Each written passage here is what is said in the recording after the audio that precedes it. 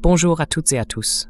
Aujourd'hui, nous sommes le vendredi 26 juin 2026 et notre cher ami, l'ambassadeur Chas Freeman, est avec nous. Bienvenue, monsieur l'ambassadeur. Merci Nima, ravi d'être avec vous.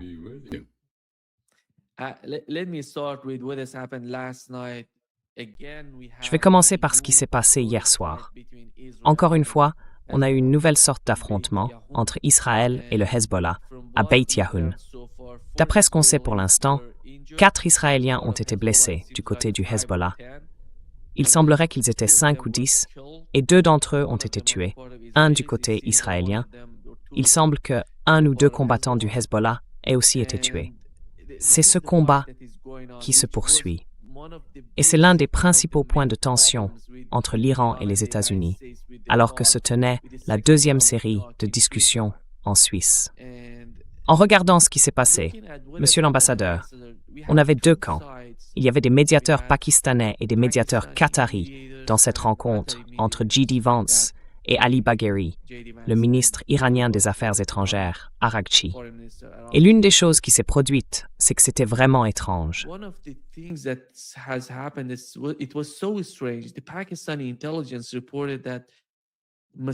Les services de renseignement pakistanais ont rapporté que le Mossad voulait éliminer Asim Munir lorsqu'il se trouvait en Suisse. Et d'après leur compréhension, ils auraient envoyé une sorte d'avertissement au Mossad, au gouvernement israélien. Si vous faites ça, nous répondrons de manière beaucoup plus ferme. Mais il y a eu un autre événement étrange, cette fois au Qatar. Une énorme explosion.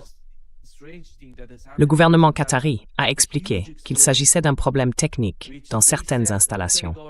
Or, du côté iranien, on pense que non. Ce genre d'explosion ne peut pas venir d'un simple problème technique.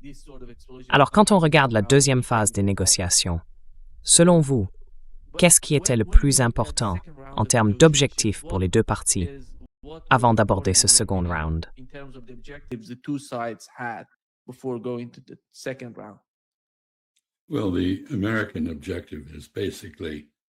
En gros, l'objectif américain, c'est d'ouvrir le détroit d'Ormuz à la navigation. Il y a eu une tentative avortée de l'Organisation maritime internationale, en coopération avec un partenaire, pour tracer une route à travers le détroit le long des côtes omanaises. L'Iran a réussi à contrer cette initiative en attaquant un pétrolier, montrant ainsi clairement qu'il contrôle le détroit, et que les Nations Unies, dont l'OMI fait partie, ne sont pas en mesure de collaborer avec les États-Unis ou d'autres puissances étrangères pour échapper à ce contrôle iranien. C'est donc l'enjeu principal pour Washington, parce que cela a un impact direct sur l'économie mondiale, sur l'économie américaine, et par conséquent sur les élections de mi-mandat.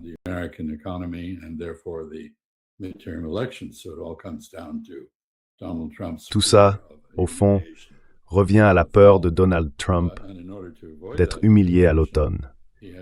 Et pour éviter cette humiliation, il a essayé d'utiliser le service postal des États-Unis pour refuser de distribuer les bulletins de vote par correspondance aux électeurs des États qui ne transmettent pas au gouvernement fédéral la liste complète des électeurs inscrits. Le tribunal du Massachusetts vient de juger que c'est inconstitutionnel. Autrement dit, le président a bien sûr le pouvoir de superviser le service postal, mais il n'a pas celui de superviser les élections. Ça, c'est une responsabilité des États. Donc il se passe beaucoup de choses, à la fois sur le plan intérieur et sur le plan international.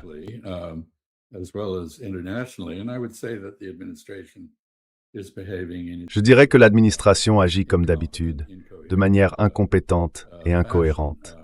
On a vraiment l'impression qu'il n'y a ni stratégie, ni réflexion en amont. Et maintenant, on entend le secrétaire au Trésor, Scott Bessent, déclarer que le commerce pétrolier de l'Iran devra être libellé en dollars américains dans le cadre de l'accord. Eh bien, c'est une nouvelle condition.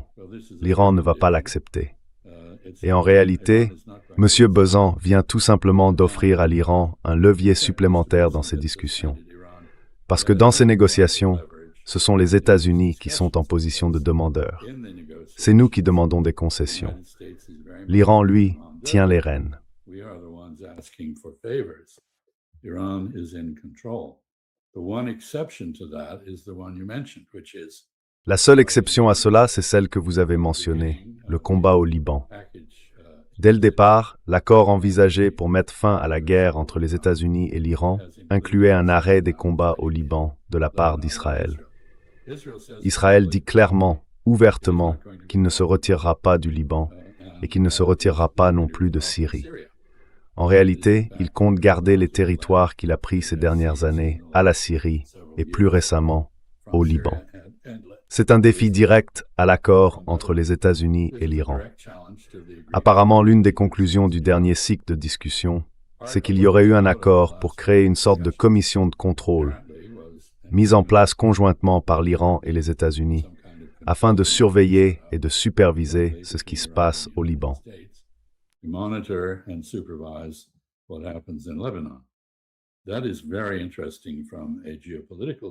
C'est très intéressant d'un point de vue géopolitique, parce que cela revient en gros à une reconnaissance par les États-Unis des intérêts et de l'influence de l'Iran au Liban au détriment d'Israël. Mais au final, tout dépend de la volonté de Donald Trump d'affronter réellement Netanyahou. Et jusqu'à présent, les signaux sont très partagés. Il semble qu'il ait coupé une partie du soutien à Israël, mais on ne sait pas vraiment dans quel contexte, ni sur combien d'aspects ce soutien a été réduit. Ce qui était particulièrement frappant, c'est cette idée que les États-Unis auraient donné à Israël un chèque en blanc pour agir au Liban. Faites ce que vous voulez là-bas, nous ne vous imposerons aucune restriction.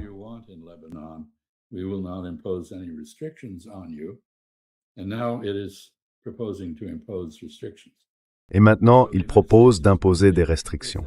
Donc selon cette logique, les États-Unis sont complètement complices de l'agression contre le Liban. Et je pense que l'Iran a été très clair dès le début. Il n'y aura pas de fin à la guerre. Elle s'est, disons, un peu apaisée, mais l'Iran se réserve le droit d'utiliser la force contre Israël et contre les États-Unis tant que les Israéliens poursuivent leur agression au Liban. Donc je dirais qu'en ce moment, ce soi-disant accord, qui n'en est pas vraiment un, équivaut ironiquement à une poignée de main. Parce qu'évidemment, l'Iran n'a pas serré la main de la délégation américaine, mais c'est l'équivalent d'une poignée de main avant de s'asseoir à la table des négociations. C'est un geste.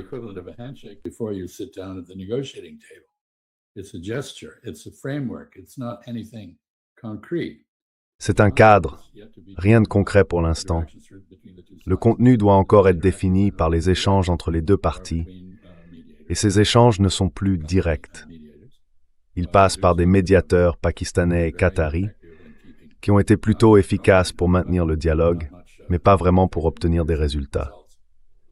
Donc à ce stade, on voit juste quelques navires sortir du détroit d'Ormuz, au compte-gouttes. On ne sait pas encore si de nouveaux pétroliers vides peuvent y entrer. C'est un vrai sujet, et on saura dans les prochains jours si l'Iran autorise ces navires à passer. L'Iran garde donc le contrôle. Il ne compte pas le céder. Et il ne va pas non plus renoncer à utiliser d'autres devises comme le yuan chinois pour fixer le prix du pétrole.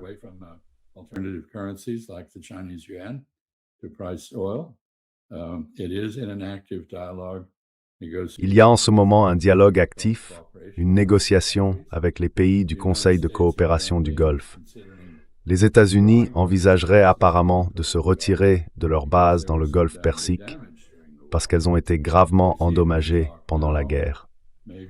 On parle même désormais de peut-être déplacer ces bases en Israël, ce qui serait pour le moins ironique, et je ne pense pas que ce soit une bonne idée.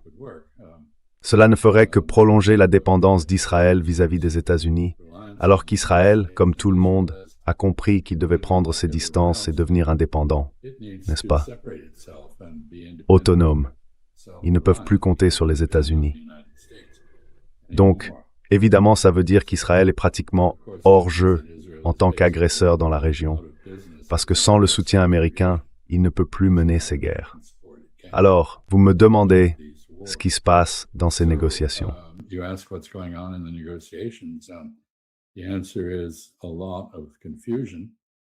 La réponse, c'est beaucoup de confusion, peu de résultats et aucun changement dans le statu quo. L'Iran contrôle toujours le détroit d'Ormuz, contrôle toujours l'hexafluorure d'uranium qu'il a enrichi, une quantité importante d'uranium enrichi, pas seulement une petite partie à 60%, et c'est bien l'Iran qui garde la main là-dessus. L'Iran n'a rien accepté concernant les inspecteurs, contrairement à ce qu'affirment J.D. Vance et d'autres. Et je pense que ça reflète le schéma habituel des négociations. Rien n'est conclu tant que tout n'est pas conclu. Il est possible que l'Iran ait laissé entendre qu'il serait prêt à reprendre les inspections sous certaines conditions, mais on n'en est pas encore là. Il y a bien des inspections en cours à Natanz, mais à la demande des Russes, pas à celle des Iraniens. Donc l'Iran n'a pas complètement coupé les liens avec l'AEA, mais il n'a pas non plus accepté leur retour, contrairement à ce que prétend la vice-présidente des États-Unis. Voilà, je vais m'arrêter là.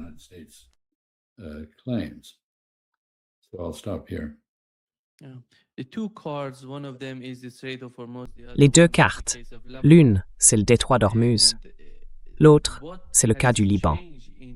Et ce qui a changé dans la rhétorique à Washington, comme l'a mentionné J.D. Vance à plusieurs reprises ces derniers jours, il a fait 4 ou 5 podcasts là-dessus, c'est cette idée de légitime défense pour chaque pays de la région. Ça, c'est nouveau. On n'avait encore jamais entendu ça de la part de Washington, ni de gens comme J.D. Vance, ni même du président des États-Unis. Parler du droit à la légitime défense pour d'autres pays. C'est quelque chose de nouveau. Est-ce que ça a une signification pour vous?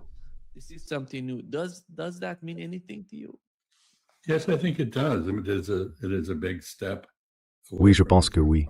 C'est un grand pas en arrière par rapport à Israël. Une partie du discours habituel de soutien à Israël, c'est cette phrase « Israël a le droit de se défendre ». Mais Israël ne se défend pas. Il mène une agression contre d'autres peuples, à la fois à Gaza, en Cisjordanie et au Liban. L'armée israélienne est présente au Liban. Et vous savez, selon le droit international, ce que tout le monde semble oublier, je pense que c'est à cela que J.D. Vance fait référence en gros. Les peuples qui vivent sous occupation militaire ont le droit de résister par la force. Ils peuvent recourir à la violence pour résister. C'est ce qui a justifié la résistance française contre l'occupation nazie. C'est aussi ce qui a justifié la résistance du ghetto de Varsovie contre les nazis. Et les Palestiniens, les Libanais, d'autres dans la région, les Syriens, ont tous le droit de résister à l'agression.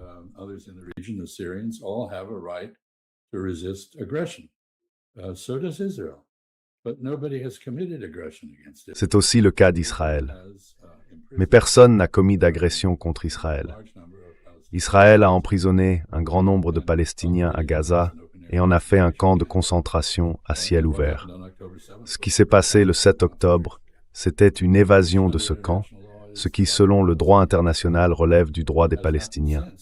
Ce qui s'est passé depuis, c'est un génocide totalement illégal et sans aucun rapport avec la légitime défense d'Israël. Et l'idée israélienne selon laquelle il faudrait une zone de sécurité au Liban, en Syrie et ailleurs, revient en fait à rejeter toute tentative de paix avec la Syrie ou le Liban. C'est une volonté d'utiliser uniquement la force militaire au détriment de la diplomatie et des efforts de paix.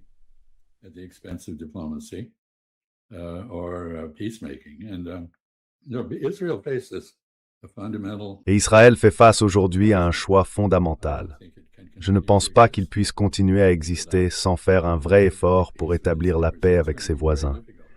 Ce sera très difficile parce que si les Iraniens se méfient, à juste titre, des États-Unis à cause de leur expérience avec les négociateurs américains, notamment messieurs Witkoff et Kushner, les voisins d'Israël, eux, n'ont absolument aucune confiance en lui. Parce qu'il a violé à plusieurs reprises tous les accords qu'il semblait avoir conclus, et il ne paraît pas tenir parole sur quoi que ce soit. Il est implacable dans son expansionnisme.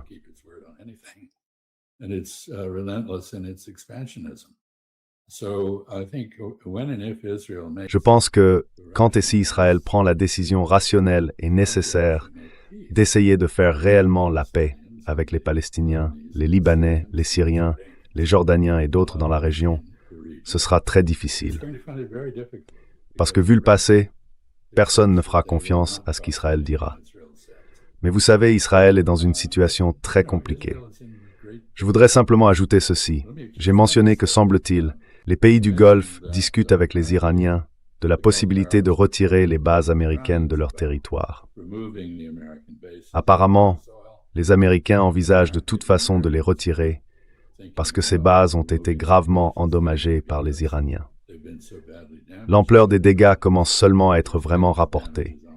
Et l'idée de les déplacer en Israël n'est pas une solution, parce que l'Iran est tout à fait capable de frapper Israël directement.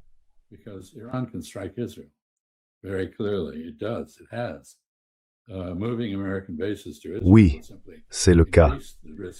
Déplacer des bases américaines en Israël ne ferait qu'augmenter le risque de frappe iranienne sur Israël, pas le réduire.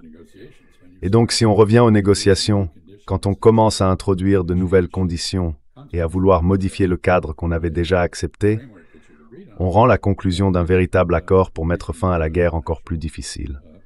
Bref, ça ne se passe pas bien et on a jusqu'au 21 août. Ce sera la fin de la période de 60 jours qui a commencé avec la signature de ce qu'on appelle le cessez-le-feu, le protocole d'accord. Mémorandum d'incompréhension, je dirais que c'est une description plus juste. Et que va-t-il se passer le 21 août? Cette date approche et on n'avance pas beaucoup.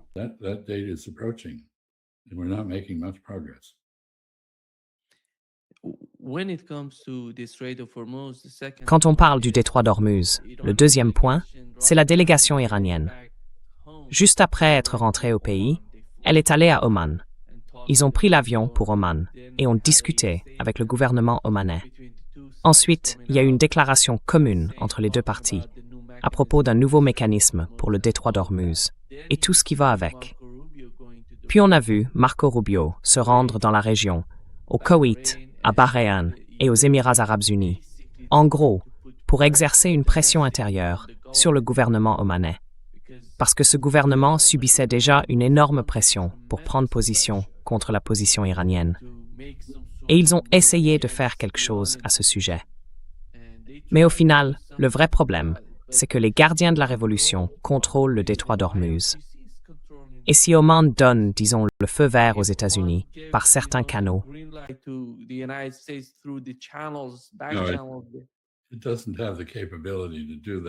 Il n'a pas la capacité de faire ça. Et c'est exactement ce que vient de montrer l'attaque du pétrolier battant pavillon de Singapour par les gardiens de la révolution iranienne. Mais, vous savez, je pense qu'il y a un autre point important ici. Les trois pays que vous avez mentionnés, le Koweït où il y a toujours une base américaine en activité sur l'île de Boubiyan, Bahreïn où le quartier général de la marine a été pratiquement rasé. Apparemment, aucun Américain n'a été tué, mais il y a forcément eu des blessés, les bâtiments ont été détruits, les installations radars, les dispositifs de communication par satellite et d'autres équipements ont été anéantis. Et bien sûr les Émirats arabes unis, qui étaient étroitement liés à Israël et aux États-Unis dans l'attaque contre l'Iran.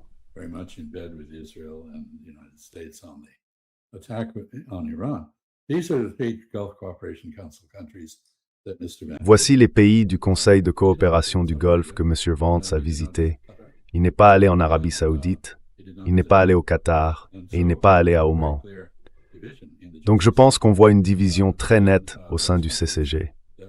Les pays qui accueillent encore une base américaine utilisée par les États-Unis sont, du point de vue de l'Iran, dans une catégorie différente des autres. L'Arabie Saoudite, le Qatar et Oman n'ont pas été frappés par l'Iran depuis un bon moment, et il est clair qu'il existe une forme d'entente, d'une manière ou d'une autre. L'effort de M. Vance pour rallier le CCG a abouti à une déclaration condamnant l'Iran, mais il est très clair que les États-Unis n'ont pas le pouvoir d'imposer leurs conditions à l'Iran.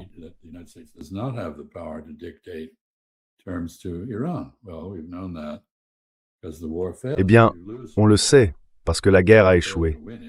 Quand on perd une guerre ou qu'on ne parvient pas à la gagner, on n'a plus la capacité, enfin disons-le clairement, si on ne gagne pas une guerre, on ne peut pas en dicter les conditions.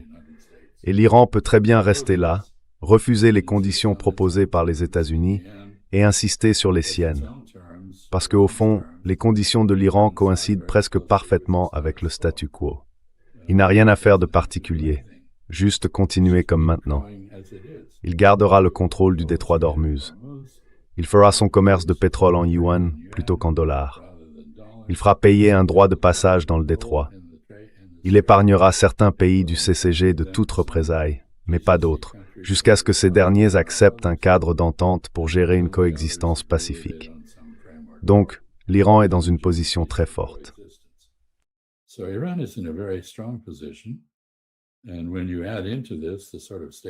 Et quand on ajoute à tout ça la déclaration de la secrétaire au Trésor Janet Yellen, qui insiste pour que l'Iran utilise le dollar américain dans le commerce du pétrole, eh bien, on vient tout simplement de donner à l'Iran un nouvel atout à faire valoir dans les négociations. Parce que l'Iran n'acceptera jamais ça. Et les États-Unis n'ont pas les moyens d'imposer de telles conditions à l'Iran. Résultat, les États-Unis paraissent de plus en plus faibles, au lieu de paraître plus forts. Et tout cela se répercute dans la politique américaine. On a des va-t-en-guerre, on sait très bien de qui il s'agit, surtout au Sénat, qui n'ont jamais vu une guerre qu'ils n'aimaient pas, farouchement hostiles à l'Iran, indifférents à la souffrance humaine en Palestine et très fermement favorables à Israël.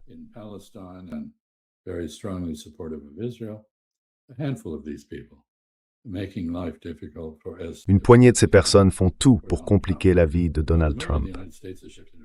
Mais l'ambiance aux États-Unis s'est éloignée de cette ligne. Du coup, Donald Trump se retrouve en conflit avec son propre parti, en conflit avec un mouvement MAGA divisé. Le MAGA compte aujourd'hui, comme toujours d'ailleurs, un courant important, celui qui se rapproche de J.D. Vance et qui préfère la diplomatie à l'usage de la force. Et J.D. Vance a été désigné, comme vous l'avez dit. On le voit sur toutes les chaînes possibles, parce qu'il a reçu la mission de vendre le protocole d'accord à un public très sceptique. Et puis bien sûr, on retrouve les critiques habituelles de la gauche contre ce protocole, qu'il ne traite pas la question des droits humains en Iran, et ainsi de suite.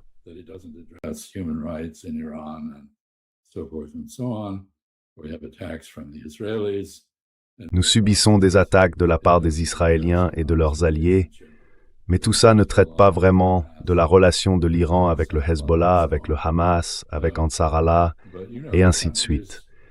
Vous savez, au final, l'administration Trump a agi de façon plus réaliste que ne le disaient ses critiques, qu'ils soient de gauche ou de droite. Il y a des choses sur lesquelles on ne peut tout simplement pas insister, et c'est une perte de temps de le faire. Et il y en a d'autres sur lesquelles nous n'avons plus la capacité d'insister. Il faut les abandonner et passer à autre chose. Voilà où nous en sommes. Encore une fois, les négociations, à mon avis, sont dans un état qu'on pourrait appeler un mouvement brownien. Autrement dit, aucun changement cohérent.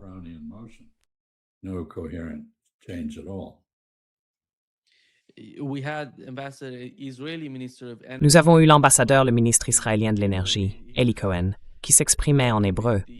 Il parlait aux médias sur la chaîne 14 en Israël. Il a déclaré que nous n'avons aucune intention de prendre le contrôle de l'ensemble du Liban. À Gaza, nous établirons un contrôle sécuritaire sur 100% de la bande de Gaza. Et au final, nous aurons le contrôle total de tout le territoire de Gaza. Il a ajouté que Donald Trump pourrait forcer le gouvernement Netanyahou à se retirer du Liban, mais que nous lui dirons non.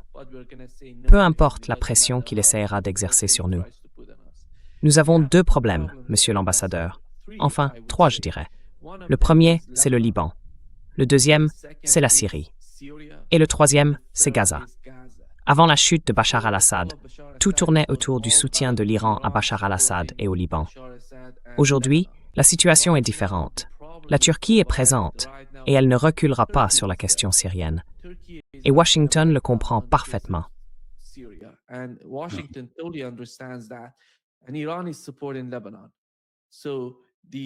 Et l'Iran soutient le Liban. Donc le fardeau qui pesait sur l'Iran a été en quelque sorte allégé par la chute de Bachar al-Assad. En ce moment, la Syrie est très liée à la Turquie. Et pour ce qui est de Gaza, il semble que le même jour où nous avions le sommet en Suisse, une autre réunion s'est tenue au Caire, avec l'Arabie saoudite, le Pakistan, la Turquie et l'Égypte réunis. C'est important parce qu'il parle de toute la région. Ce n'est pas seulement centré sur ce qui se passe dans le détroit d'Ormuz ou sur la guerre. À leurs yeux, toute la région pourrait se redessiner à la suite de ce conflit. Il y a 3 fronts, en Syrie, au Liban et à Gaza. On dirait qu'ils sont en train de reproduire, de relancer ou de remodeler la région pour mettre en place une sorte de structure de sécurité. Et vous, comment voyez-vous ce front?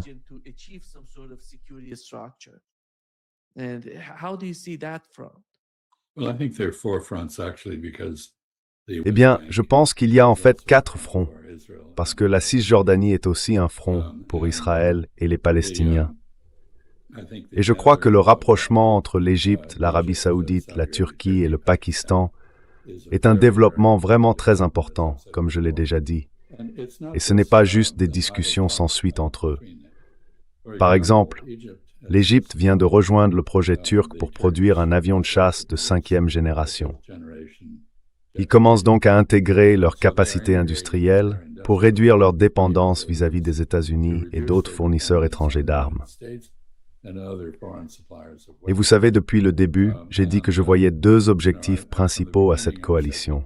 Cette coalition a 4.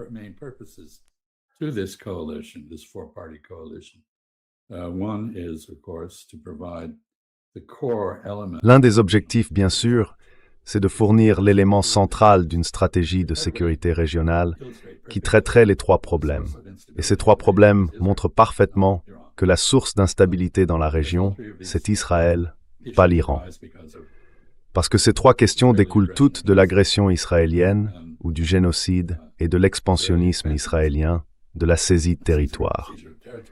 Et, avec tout le respect que je dois au ministre israélien, au bout du compte, Israël ne peut pas survivre sans le soutien américain. Et c'est un pari énorme, parce que si Donald Trump décidait de mettre fin à ce soutien, une grande partie du public américain l'applaudirait au lieu de s'y opposer. Bien sûr, ses riches donateurs s'y opposeraient, sa propre famille aussi, parce qu'elle est très liée à la cause sioniste.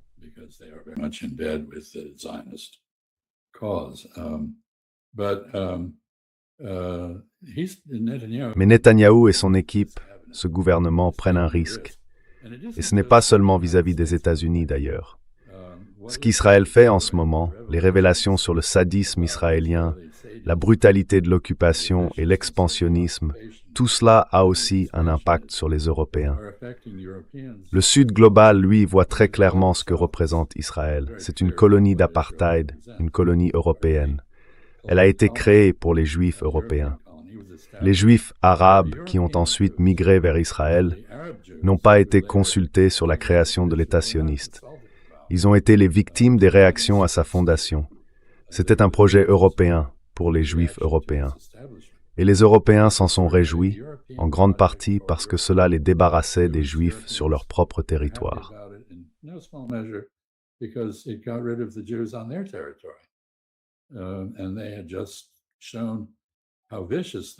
Et ils venaient de montrer à quel point ils pouvaient être violents dans leur antisémitisme pendant la Shoah. Mais aujourd'hui, Israël arrive au bout du chemin. Et comme je l'ai dit, il va devoir choisir. Soit faire la paix avec ceux parmi lesquels il doit vivre, au Moyen-Orient, en Asie de l'Ouest, soit se voir détruit. Parce qu'il ne peut pas survivre uniquement par le militarisme, comme il l'a fait jusqu'ici, sans le soutien américain, qui est en train de disparaître. Les Européens n'ont jamais soutenu cela autrement que par des paroles, à l'exception de l'Allemagne. Mais même les Allemands commencent à comprendre qu'en embrassant Israël, ils ont embrassé un monstre. Ce n'est pas ce qu'Israël était censé devenir, mais c'est ce qu'il est devenu. Voilà où nous en sommes.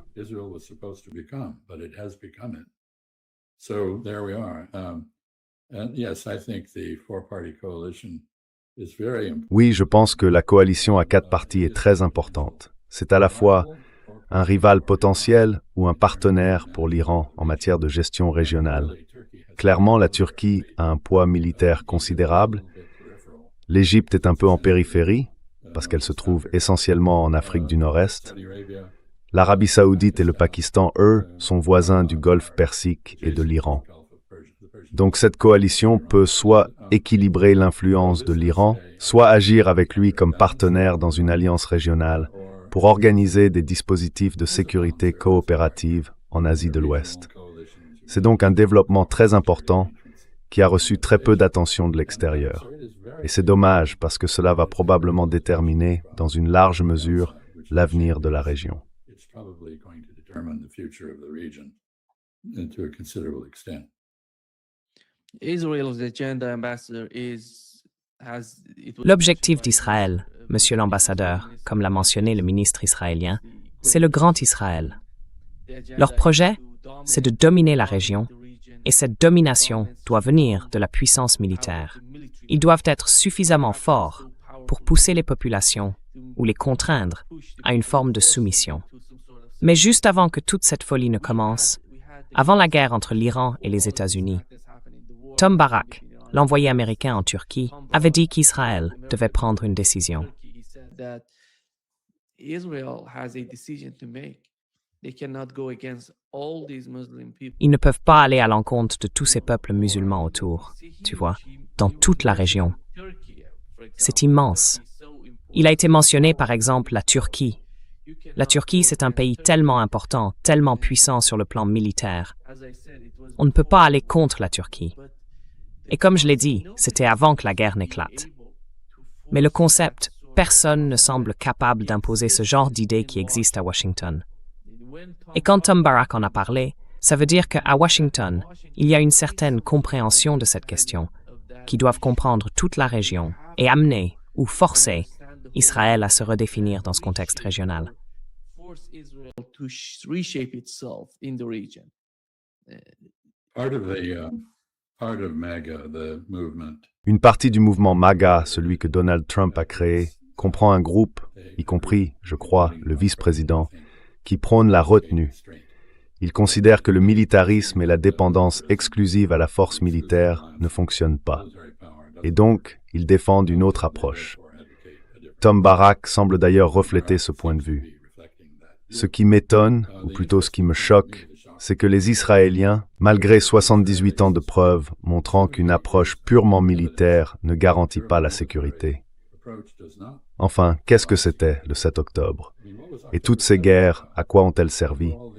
Ce sont des démonstrations que la stratégie israélienne, fondée uniquement sur la force militaire, échoue. Elle ne procure pas la sécurité. Elle crée, au contraire, de nouvelles menaces. It generates security threats.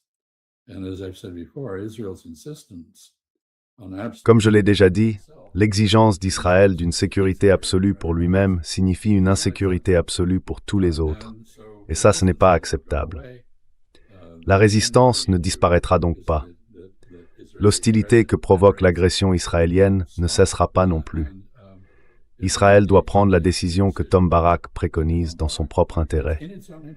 Mais ce qu'on voit aujourd'hui en Israël, c'est qu'il n'y a aucun signe de réflexion sur ces réalités.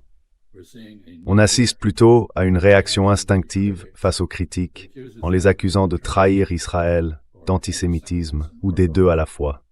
Et ainsi, Israël Hayom, le journal financé par la famille Adelson pour soutenir Netanyahou, un quotidien gratuit distribué dans tout le pays, s'est retourné et a condamné Donald Trump pour avoir trahi Israël. has turned around and condemned Donald Trump for betraying Israel.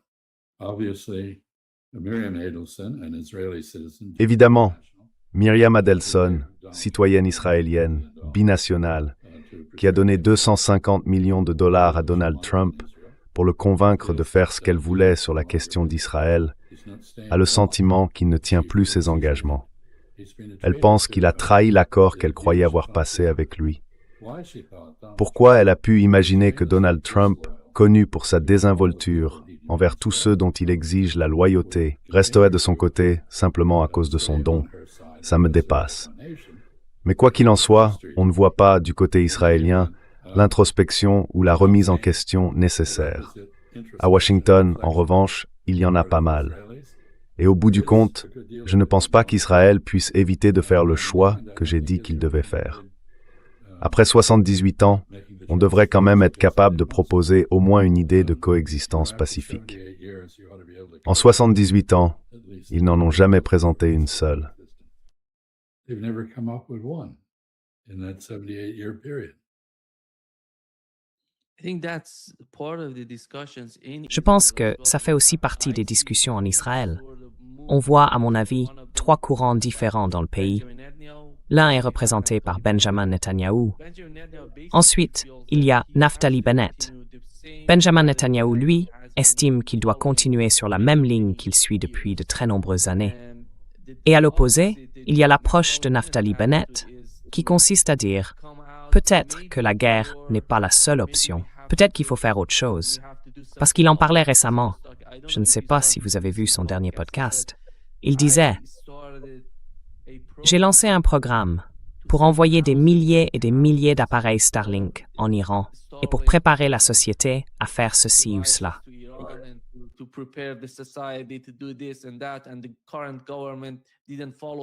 Et le gouvernement actuel n'a pas suivi mon programme. Donc, l'une des raisons pour lesquelles nous avons échoué en Iran, c'est que ce programme-là, l'un de ces programmes, n'a pas fonctionné à cause des politiques de Benjamin Netanyahou et de son administration. Ensuite, il y a le troisième ambassadeur, Ehud Olmert, qui pense qu'on ne peut pas assurer la sécurité d'Israël en menant sans cesse des guerres. Il faut faire autre chose. Il faut une approche politique. Mais, au final, quand on les met tous ensemble, ils suivent à peu près la même voie. On ne voit pas tant de différence que ça en réalité, quand il s'agit d'être plus pragmatique, plus concret.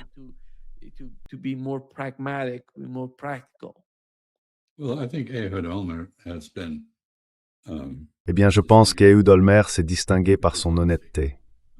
Je veux dire, il a reconnu que l'apartheid israélien ne peut pas continuer. Il a aussi compris qu'une approche purement militaire dans la région est vouée à l'échec. Mais je suis d'accord avec vous. Au fond, Ehud Olmert, c'est une figure du passé, pas de l'avenir. Et il représente une minorité très réduite, même si elle reste significative en Israël. Ils sont assez nombreux pour organiser des manifestations sur différents sujets. Mais il est très clair que les fanatiques fascistes du gouvernement, Smotrich, Ben Gvir et les autres, représentent la grande majorité des Israéliens.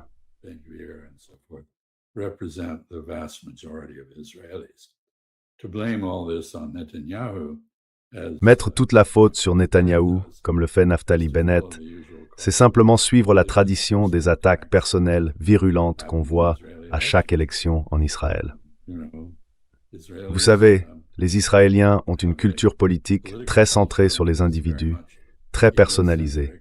Ils créent des partis politiques qui sont en réalité des regroupements de partisans autour d'une figure charismatique, d'un grand orateur ou d'une personnalité influente. Et l'époque où les partis représentaient de vraies différences idéologiques, ça fait longtemps qu'elle est révolue.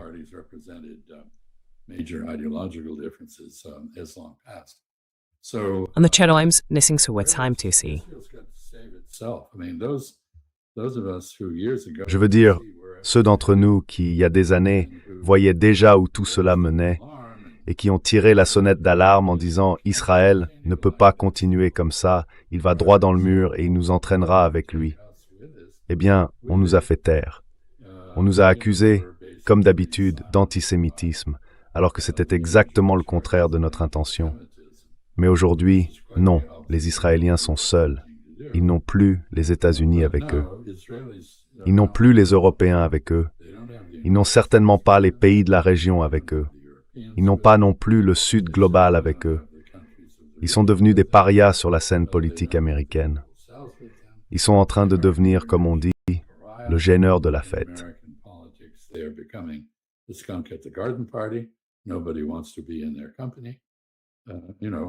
Personne ne veut être associé à eux. Vous savez, les récentes primaires qui ont eu lieu aux États-Unis montrent qu'il existe aujourd'hui un fort mouvement antisioniste dans le pays. Il se dit pro-palestinien, mais je ne suis pas sûr que ce soit vraiment le cas. Je pense plutôt qu'il est antisioniste, parce que ce que les sionistes ont fait est d'une cruauté et d'une inhumanité indescriptibles, totalement inacceptable pour quiconque a un minimum de sens moral. D'ailleurs, les Américains juifs se distinguent souvent par leur attachement au raisonnement éthique et par leur exigence de décision morale. Et beaucoup d'entre eux sont horrifiés par ce qu'est devenu Israël et par ce qu'il fait. Israël s'est enfermé dans sa propre impasse.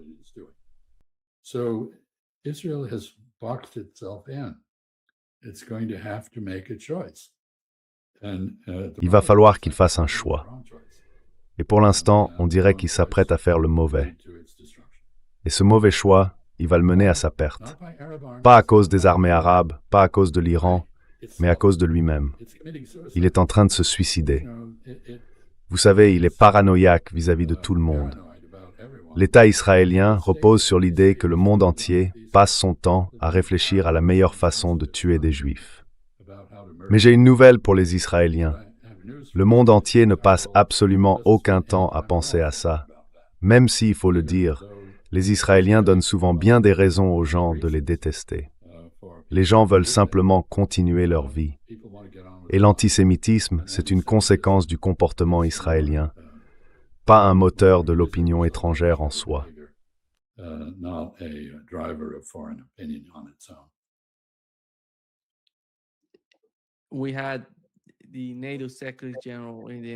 Nous avons reçu le secrétaire général de l'OTAN aux États-Unis, le nouveau représentant commercial de Trump, si on peut dire.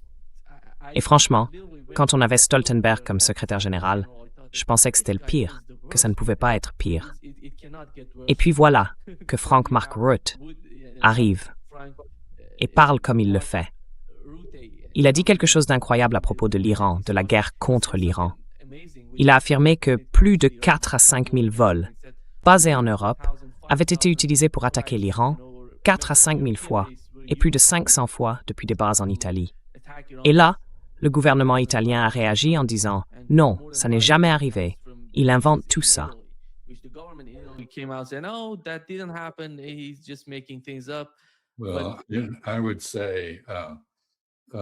Eh bien, je dirais que c'est une déclaration extrêmement imprudente de la part de Mark Rutte. Mark Rutte, je suis d'accord, est un flagorneur méprisable, un lèche-botte du président.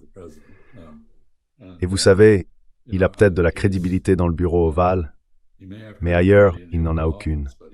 Mais si on regarde ça dans le contexte du débat européen actuel sur les relations avec les États-Unis, sur les relations transatlantiques, sur la question de savoir si les bases américaines doivent rester en Europe, ou si le survol du continent doit être autorisé pour permettre aux États-Unis d'attaquer l'Iran ou un autre pays d'Asie de l'Ouest, eh bien c'est vraiment une très mauvaise déclaration de sa part. Parce que ce qu'elle fait en réalité, c'est dire la vérité aux Européens.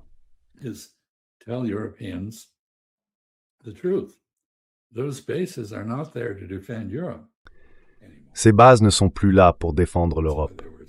C'est pourtant pour ça qu'elles avaient été créées à l'origine. Aujourd'hui, ce n'est plus du tout leur rôle. Leur rôle maintenant, c'est ce que l'armée américaine appelle des nénuphars. Vous voyez comme une grenouille qui saute d'un nénuphar à l'autre. Ce sont des points d'appui logistiques pour projeter la puissance militaire contre l'Iran et d'autres pays d'Asie de l'Ouest. C'est ça leur fonction actuelle. Alors, ça oblige les Européens à se demander, est-ce vraiment quelque chose qu'on veut soutenir, qu'on veut faciliter? À mon avis, il vient de commettre une grosse erreur en faisant cette déclaration. Même si son intention était de convaincre Donald Trump que l'OTAN est un bon investissement, je pense qu'il vient surtout de convaincre beaucoup d'Européens du contraire.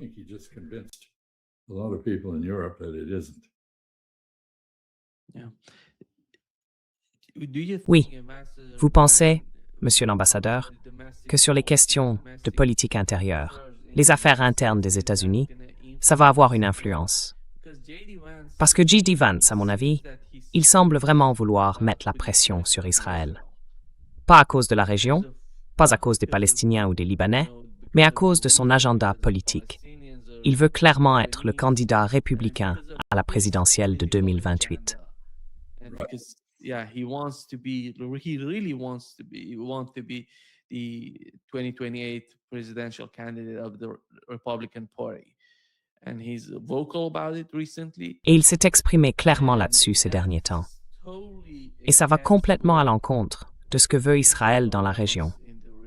La poursuite de la guerre, la poursuite du conflit d'un côté, et les États-Unis de l'autre. Ce n'est pas seulement J.D. Vance. L'administration Trump est elle aussi coincée dans une sorte de problème dont il leur est très difficile de sortir.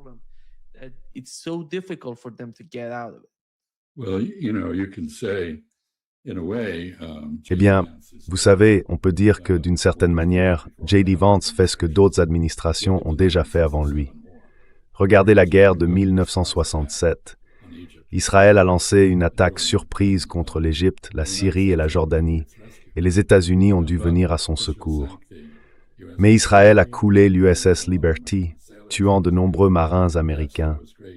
Il y a eu un camouflage. Oui, le soutien à Israël était fort aux États-Unis, mais au final, Washington a dit à Ariel Sharon, qui avait placé des chars en Égypte sur la rive ouest du canal de Suez, d'arrêter, et a refusé à Israël le soutien dont il avait besoin pour poursuivre cette opération. Et en 1973, lors de l'embargo pétrolier qui a suivi la guerre du Ramadan ou guerre du Kippour, eh bien, les États-Unis ont aussi freiné Israël.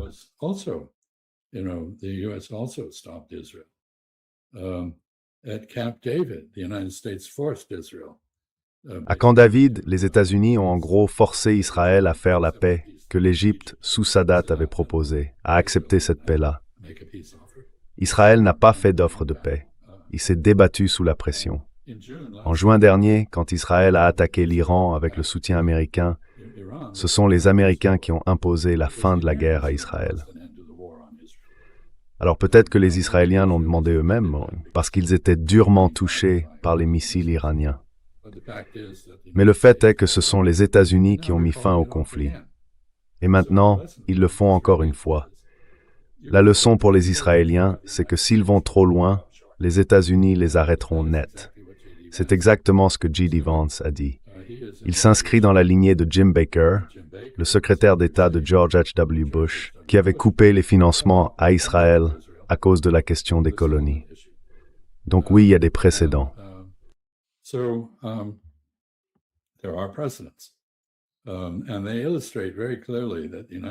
Et cela montre très clairement que les États-Unis et Israël ont toujours eu des objectifs assez différents. Israël n'est pas un atout stratégique pour les États-Unis, c'est un fardeau stratégique. Ce pays nous entraîne sans cesse dans des confrontations nucléaires avec l'ancienne Union soviétique, dans des guerres au Moyen-Orient qui coûtent la vie à des Américains. Il nous isole aux Nations Unies et plus largement sur la scène internationale.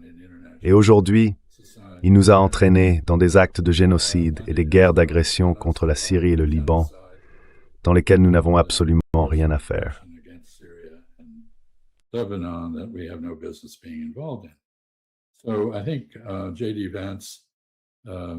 Je pense que J.D. Vance, qui sait vraiment ce qu'il pense au fond, mais une chose est sûre, c'est un politicien. Et apparemment, il estime que ça suffit en ce qui concerne Israël. Donald Trump, lui, n'a visiblement pas le courage de dire publiquement ce qu'il dit en privé sur Netanyahou et sur Israël. Mais J.D. Vance, lui, le fait. Je ne pense pas que ça suffira à faire élire J.D. Vance en 2028, mais c'est un autre sujet. Le vrai problème, c'est que l'administration Trump, une fois arrivée au pouvoir, a consacré une partie de son énergie à, je cite, « démanteler l'État administratif ».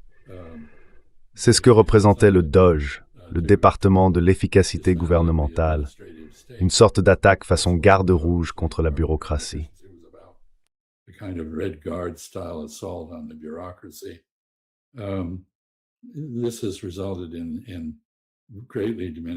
Cela a eu pour effet de réduire considérablement la confiance du gouvernement américain, aussi bien dans ses actions intérieures qu'à l'étranger.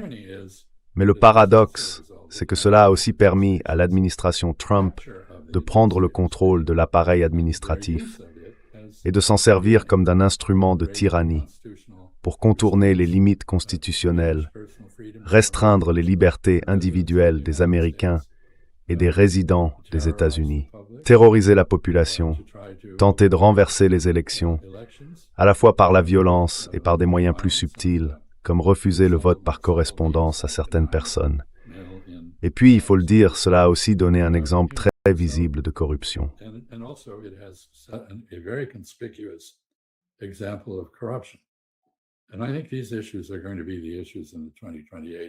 Et je pense que ces questions vont être au cœur de l'élection de 2028. J.D. Vance, quels que soient ses mérites comme stratège ou son courage politique face à la domination sioniste de la politique américaine, il se tient debout. Mais ça ne suffira pas parce qu'il y a un véritable tournant en cours dans la politique américaine. Et une grande partie de ce changement est provoquée par la souffrance des Palestiniens, causée par Israël, et par l'extension de la cruauté israélienne à d'autres pays, y compris le Liban. Il y a beaucoup d'Américains d'origine libanaise aux États-Unis. Ils n'ont peut-être jamais été particulièrement favorables au Hezbollah, mais ils ne sont certainement pas favorables à Israël. Et le fait que le gouvernement libanais continue de collaborer de fait avec Israël contre le Hezbollah ne lui attire pas de sympathie ici, ni d'ailleurs au Liban. Donc, à mon avis, le Liban est en train de devenir le talon d'Achille de toute la politique israélienne du Grand Israël.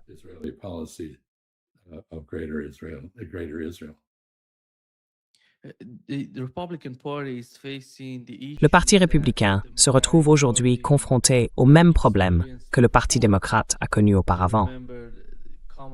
Vous vous souvenez de Kamala Harris face à Donald Trump? L'un des grands sujets pour les démocrates, c'était le soutien à Israël et la façon dont cette position allait redéfinir toute leur ligne politique. Et Kamala Harris a perdu beaucoup de soutien au sein du Parti démocrate à cause de cette question.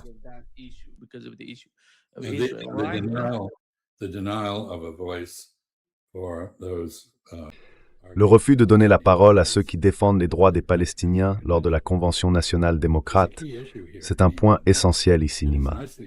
Et c'est bien illustré par le rejet, par Tucker Carlson, de son affiliation au Parti républicain sous Trump. Il n'est pas attiré par les démocrates non plus. En réalité, les démocrates ne sont pas très séduisants sur bien des plans. Le système bipartite américain est en train de se fissurer. Ce qui le remplacera, on ne le sait pas encore. Mais tout indique que les Américains ont perdu confiance dans leurs institutions politiques, y compris dans ce système à deux partis. Quelle pourrait être l'alternative? Ce n'est pas clair, parce que ce système est soutenu par le découpage électoral et par toute une série de mécanismes institutionnels qui le maintiennent en place.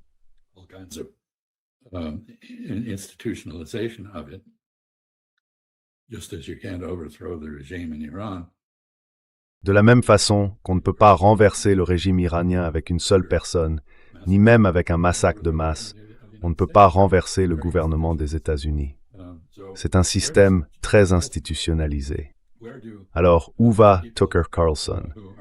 Où vont les gens qui ne sont pas prêts à soutenir J.D. Vance à cause de son lien avec Donald Trump et un parti républicain discrédité? Où vont-ils? Les démocrates, pour l'instant, n'ont pas de réponse.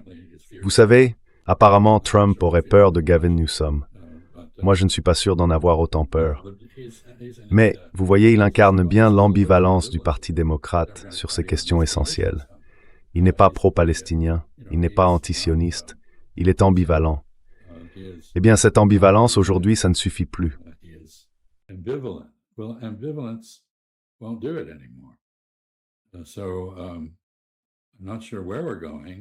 Je ne sais pas trop où on va, mais on est mûr pour qu'un personnage surgisse de nulle part. Ça s'est déjà produit 2 fois récemment dans notre vie politique. D'abord avec Barack Obama, pensez-y, 2 ans comme sénateur, après avoir été essentiellement un organisateur communautaire, et il devient président. Donald Trump, quelles étaient ses qualifications? Les gens ont voté pour l'un et pour l'autre parce qu'ils espéraient un changement. Ils ne savaient pas vraiment quel genre de changement, ni même ce qu'ils voulaient exactement, mais ils étaient mécontents du statu quo. C'est très exactement la situation aujourd'hui. Donc je pense qu'il faut garder un œil sur Tucker Carlson comme un indicateur dans ce contexte. Mais je ne suis pas sûr de la direction que prend notre politique. Je ne crois pas qu'elle aille du côté du mouvement MAGA.